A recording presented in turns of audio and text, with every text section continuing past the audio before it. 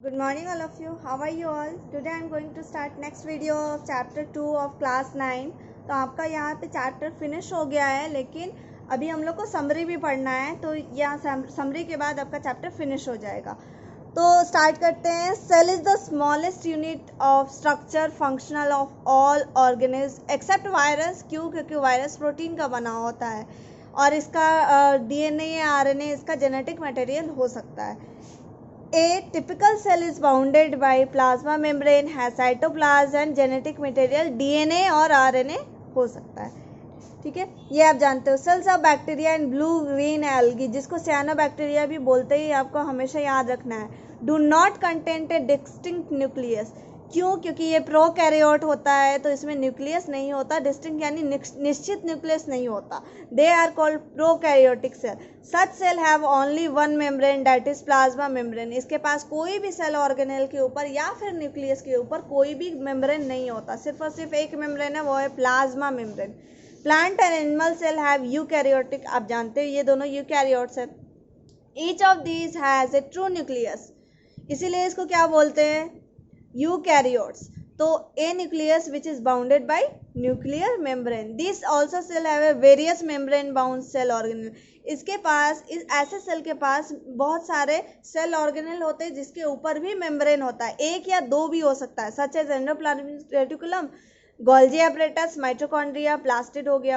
Activities perform by an organism are the sum total of action perform by its constituent cell. यानी कि जो आप activity perform कर रहे हो, ऑर्गेनिज्म यानी जीव, कोई भी जीव कर रहा है, वो उसका पूरा सेल का मिला जुला के एक पार्टिकुलर एक्शन वो परफॉर्म कर रहा है. जैसे आपके पेट में डाइजेशन हो रहा है, तो आप ही सोचिए डाइजेशन में कितने सारे ऑर्गन मिलके, और सब ऑर्गन का सारा सेल मिलके एक ही फंक्शन परफॉर्म कर रहा है, वो है डाइजेशन. तो ये डाइजेशन एग्जाम्पल में था, और भी सारा एक्टिविटीज है.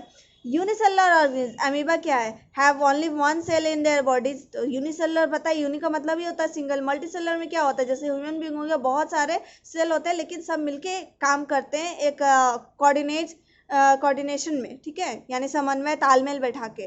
द सेल्स, ठीक है, यहाँ हो गया plasma membrane is living selectively permeable membrane. क्यों? क्योंकि ये सारे मॉलिक्यूल को अपने से होके गुजरने नहीं देता. ये जो सेलेक्ट करता है मॉलिक्यूल, सिर्फ वही इसके आर पार जा सकता है.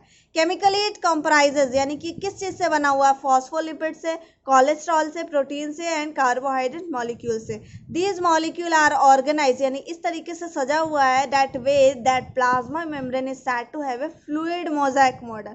ये इस तरीके से सजा हुआ है कि इसीलिए इसको फ्लूइड मोज़ाइक मॉडल बोला जाता है. तो उसमें क्या था? उसमें बोला गया था कि लिपिड का सी में कुछ प्रोटीन का आइसबर्ग फ्लोट कर रहा है. आपको याद हो गया होगा, इसके साइंटिस्ट सिंगर और निकोलसन ने दिया था. ठीक है, फ्लूइड मोज़ाइक मॉडल को. फंक्शन क्या है? प्लाज्मा मेम्ब्रेन डिफ्यूजन करता है, ऑस्मोसिस हो गया. मेडिएटेड ट्रांसपोर्ट में एग्जाम्पल क्या था? Facilitated diffusion. और एक्टिव ट्रांसपोर्ट एंडोसाइटोसिस भी करवाता है, जिसके एंडोसाइटोसिस का अलग अलग टाइप था, phagocytosis, potocytosis and receptor mediated endocytosis. तो एमीबा अपना फूड किससे लेता है? फैगोसाइटोसिस. और एक और इसका एग्जांपल था WBC. नेक्स्ट है each plant cell is covered by cell wall. Obvious सी बात है, ये किससे बना होता है? सेलुलोज से. ये नॉन लिविंग है, रिजिड यानी हार्ड है, फ्रीली परमिएबल यानी कि ये किसी को रोकता नहीं है अपने से होकर गुजरने के लिए. लेयर ऑफ सेलुलोज माइक्रोफिब्रिल से मिलके बना हुआ है. When a plant cell is put in hypertonic solution, जब इसको हाइपरटोनिक सॉल्यूशन में डाला जाएगा जिसके पास पानी कम है, तो इसमें से क्या होगा? पानी बाहर निकल जाएगा. ऑस्मोसिस का प्रोसेस है ये. तो क्या कौन सा ऑस्मोसिस होगा? Exosmosis. And as a result is protoplast. ठीक है, यानी क्या? प्लाज्मा मेम्ब्रेन, साइटोप्लाज्म और न्यूक्लियस श्रंक, सिकुड़ जाएगा, क्योंकि पानी इसमें से बाहर निकल गया, अवे. तो ऐसे फेनोमेनन को क्या बोला जाएगा? प्लाज्मोलाइसिस. और ऐसे सेल को क्या बोला जाएगा? प्लाज्मोलाइज्ड. याद आया? The colloidal ground substance of cytoplasm क्या बोला जाएगा? साइटोसोल, यानी कि pure gel like structure. Cell organelle को हटा के, जितने भी ग्रैनुलर पार्ट है उसको हटा के जो बचा, साइटोसोल कहलाता है. The cellular organelle without any membrane, जिसके पास कोई मेम्ब्रेन नहीं होता, ऐसे सेल ऑर्गेनेल कौन से? Ribosome, centriole and nucleolus. Nucleus नहीं है, न्यूक्लियस के अंदर जो छोटा सा स्फेरिकल सा स्ट्रक्चर था जो राइबोसोम बना रहा था, वो क्या है? Nucleolus. Ribosome also occur in the prokaryotic cell. तो ऐसा नहीं है कि राइबोसोम प्रोकैरियोट्स में नहीं होगा। यहाँ पे क्या लिखा था प्रोकैरियोट्स में? कि वहां कोई मेम्ब्रेन बाउंड सेल ऑर्गेनेल नहीं होगा। ये नहीं लिखा था कि वहां पे कोई सेल ऑर्गेनेल ही नहीं होगा। समझ में आ रहा है? Various membrane bound cell organelle present in eukaryotic cell. Eukaryotic cell, तो मेम्ब्रेन बाउंड यूकैरियोटिक सेल में कौन कौन सा है? न्यूक्लियस है, ईआर है, गोल्जी एपरेटस है, माइटोकॉन्ड्रिया है, plastid, lysosome and peroxisome, ETC और भी हो सकता है। नेक्स्ट है न्यूक्लियस, माइटोकॉन्ड्रिया, प्लास्टिड। ये दो मेम्ब्रेन से होता है, ये तो आपको ध्यान में रखना ही है। माइटोकॉन्ड्रिया पावर हाउस है, ये क्या करता है? ऑक्सीजन का यूज करता है एटीपी बनाने में। एटीपी को क्या बोलते हैं? एनर्जी करेंसी बोलते हैं, जो कि बहुत सारा सेलुलर एक्टिविटीज यानी बायोसिंथेसिस यानी कि कुछ सिंथेसाइज करने में, लिविंग चीज सिंथेसाइज करने में, जैसे डीएनए, आरएनए, प्रोटीन, कार्बोहाइड्रेट और लिपिड बनाने में, सिंथेसाइज मतलब क्या हुआ? बनाने में हेल्प करता है। And mechanical work such as muscle contraction, तो आपका जो मसल कॉन्ट्रैक्ट कर रहा है, कॉन्ट्रैक्शन और रिलैक्सेशन की वजह से ही आपका हाथ, मसल कहाँ का, जहाँ जहाँ भी प्रेजेंट है मसल, वो कॉन्ट्रैक्ट और रिलैक्सेशन के थ्रू ही वो मूव करता है, ऐसे वो मूव नहीं कर सकता। और ये कॉन्ट्रैक्शन के लिए किसका जरूरत पड़ेगा? एटीपी। सिलियरी फ्लैजिलर मूवमेंट, जो सिलिया और फ्लैजिला मूव करता है, जो यूनिसेलुलर ऑर्गेनिज्म है, वो क्या करते हैं? इसी के थ्रू तो मूवमेंट करते हैं। तो इसके लिए भी आपको क्या चाहिए? एटीपी। एंडोसाइटोसिस के लिए भी एटीपी चाहिए।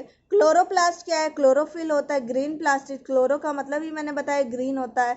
ये क्या करते हैं? वाटर और कार्बन डाइऑक्साइड का यूज करके किस में बदल देते हैं? फूड में। ठीक है, फूड में, लेकिन किसका इस्तेमाल से? सनलाइट की एनर्जी को किस में बदल देते हैं? Chemical energy. मैंने बताया था केमिकल एनर्जी क्या है? फूड है, यही तो है। Food is a chemical energy, जो किस फॉर्म में बन रहा है? कार्बोहाइड्रेट के फॉर्म में बन रहा है। फोटोसिंथेसिस पता है ना? फोटोसिंथेसिस में क्या होता है? वाटर और कार्बन डाइऑक्साइड मिलके सनलाइट और क्लोरोफिल के प्रेजेंस में क्या बना रहा है? फूड बना रहा है। तो यही तो है, this is the process of photosynthesis. वही चीज यहाँ लिखा हुआ है।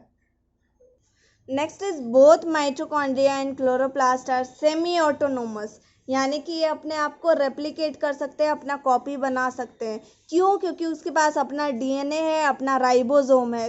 राइबोसोम अपना खुद का प्रोटीन सिंथेसाइज करने के लिए, राइबोसोम क्या करता है? प्रोटीन सिंथेसिस करवाता है। एंड ईआर क्या करता है? दो टाइप का है, स्मूथ और रफ होता है, आरईआर एंड एसईआर। तो एसईआर क्या करता है? लिपिड बनाता है, और आरईआर क्या बनाता है? प्रोटीन। आरईआर है किस लिए, रफ किस लिए? क्योंकि इसमें ऑब्वियस सी बात है कि राइबोसोम है, इसी वजह से रफ है, और इसीलिए राइबोसोम का काम क्या है? प्रोटीन सिंथेसाइज करना। Next is Golgi apparatus is an assembly area for storage. ये असेंबली का क्या मतलब है? यहाँ पे स्टोरेज का काम चलता है, प्रोसेसिंग एंड पैकेजिंग, यानी कि ये एक तरीके से कंपनी नहीं होता है, वहाँ पे वो चीज़ बनता है, तैयार होता है, स्टोर होता है, पैकेज होता है वहाँ पे।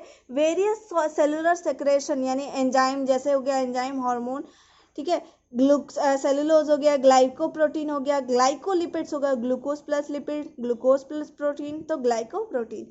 It is also site of origin of lysosome. Origin यानी कि यहीं से ये बन रहा है। लाइसोसोम कहाँ बन रहा है? गोल्जी एपरेटस में। लाइसोसोम क्या है? Garbage disposal system of animal cell. ये क्या करता है? जो गार्बेज यानी जो कचरा होता है उसको डाइजेस्ट कर जाता, ईट करता है, यानी खा जाता है उसको। इस तरीके से वो सफाई के काम करता है, इसलिए इसको गार्बेज डिस्पोजल सिस्टम कहा गया है। With the help of their various digestive enzyme, उसके अंदर क्या भरा रहता है? एंजाइम्स, जो उसको खा जाता है। Lysosome are capable of digesting most type of organic molecule. Most type यानी ज़्यादातर ऑर्गेनिक मॉलिक्यूल को ये डाइजेस्ट कर सकता है। Which are present in ingested virus, bacteria and damage cellular organelle, यानी कि बैक्टीरिया में जो प्रोटीन है, जिस चीज़ का भी वो बना हुआ है, चाहे वो कार्बोहाइड्रेट, लिपिड, फैट, प्रोटीन, जिस चीज़ का भी बना हुआ है, ये इसको डाइजेस्ट करने के कैपेबल है। कौन? लाइसोसोम।